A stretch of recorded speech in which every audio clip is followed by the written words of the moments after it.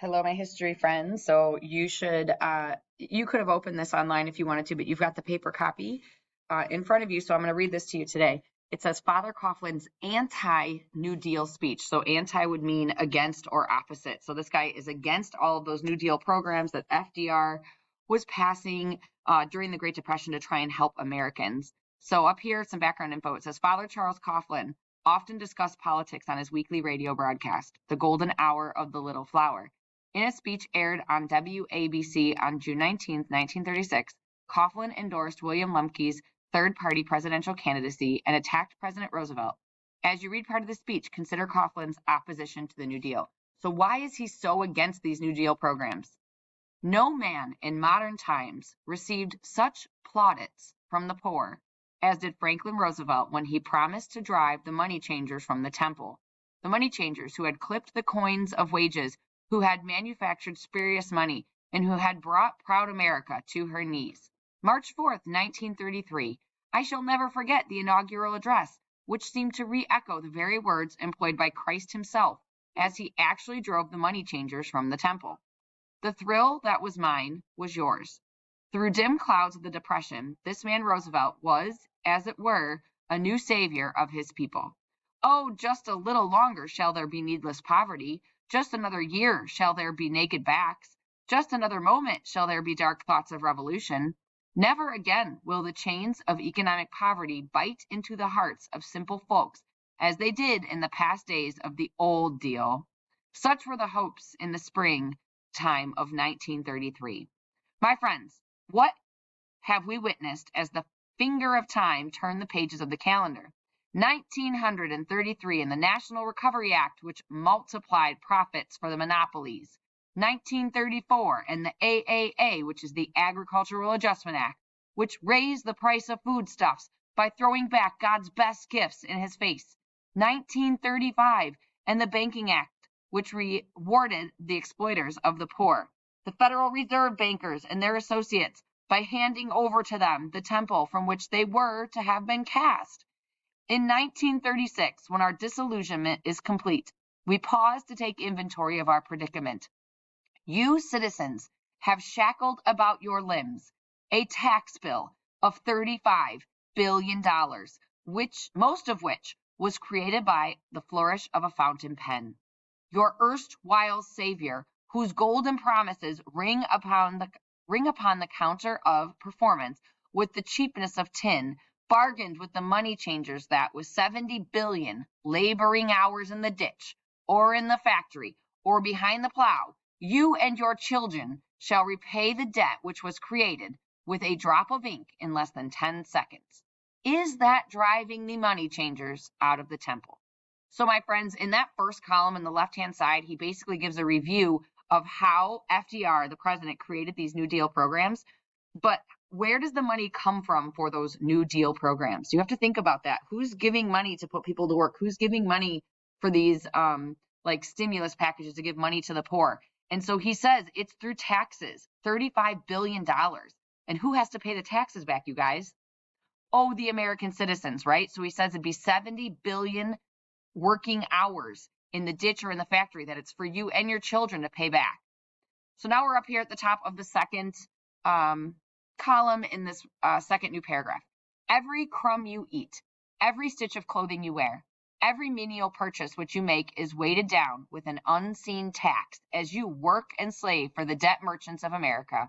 But the $55 billion of debt bonds, held mostly by the debt merchants and the well-circumstanced of this country, have been ably safeguarded from taxation by this peerless leader who sham battles his way along the avenue of popularity with his smile for the poor and his blindness for their plight. Is that driving the money changers from the temple? It is not pleasant for me, who coined the phrase Roosevelt or ruin, a phrase fashioned upon promises to voice such passionate words, but I am constrained to admit that Roosevelt or ruin is the order of the day, because the money changers have not been driven from the temple. Alas, the temple still remains, the private property of the money changers. The golden key has been handed over to them for safekeeping, the key which is now fashioned in the shape of a double cross. So in the end of this passage, he's really saying that the people who are rich and the people who are in charge of the banks and the politicians, those people are not being taxed the same as the poor people. And so he's pointing out that the rich are getting richer while the poor are getting poorer. And he does say, hey, man, I voted for him. I said Roosevelt or ruin. Everyone should pick Roosevelt the first time around. But then he's saying, I don't think so, you guys. This is Roosevelt or ruin. We are ruined because of these taxes that he's put on us. All right, let's take a look at the questions here. Number one, after you hear the question, feel free to hit pause, and then you can come back and hit play when you're ready. But number one, what do you think the word plaudits mean, and how did you come to this conclusion? So that's in the very first line. He received plaudits from the poor.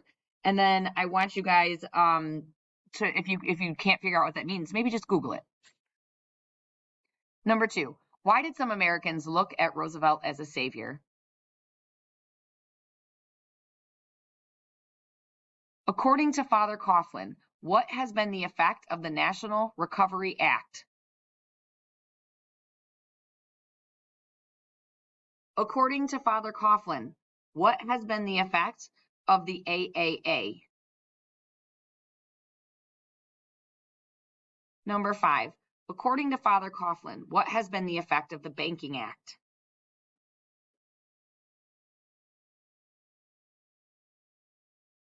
Number six, based on your responses to the last three agencies, how does Father Coughlin feel about the New Deal programs or the alphabet agencies?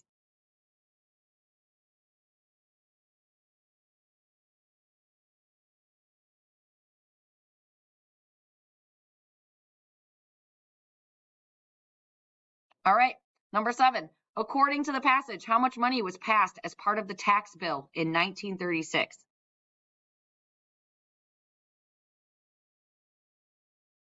Number eight, where is this large amount of money coming from / who will be responsible for coming up with this money and how will they do it?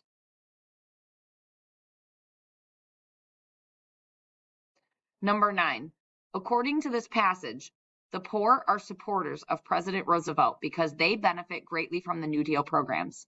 Who then, aside from Father Coughlin, might disapprove or oppose the New Deal programs? Why would these groups oppose them?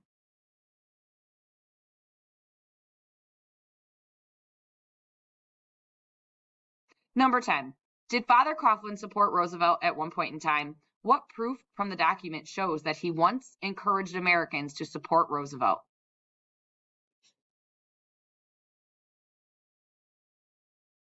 When you're ready, flip to the next page and we're going to take a look at this political cartoon. Remember, they called these New Deal agencies the alphabet agencies. And so it says, life is just a bowl of alphabet soup. And you can see there, this guy is eating soup and it's got alphabets in it, but it's got the name FDR. And then it also has SEC, which is a New Deal program, and FHA, and FERA, and CCC, PWA. All of these are New Deal agencies. The person eating the soup is the public. And they are shocked when they see a fly land in their soup. But what is that fly? The fly is the high cost of living. That high cost of living is referring to the taxes that Americans have to pay to be able to have these programs. So now, after we've gone through that, I want you to answer these questions. What is the message of this cartoon? Who would agree with this cartoon and why? And then who would disagree with this cartoon and why? And once you're finished with all of it, please turn this back into the substitute. Thank you.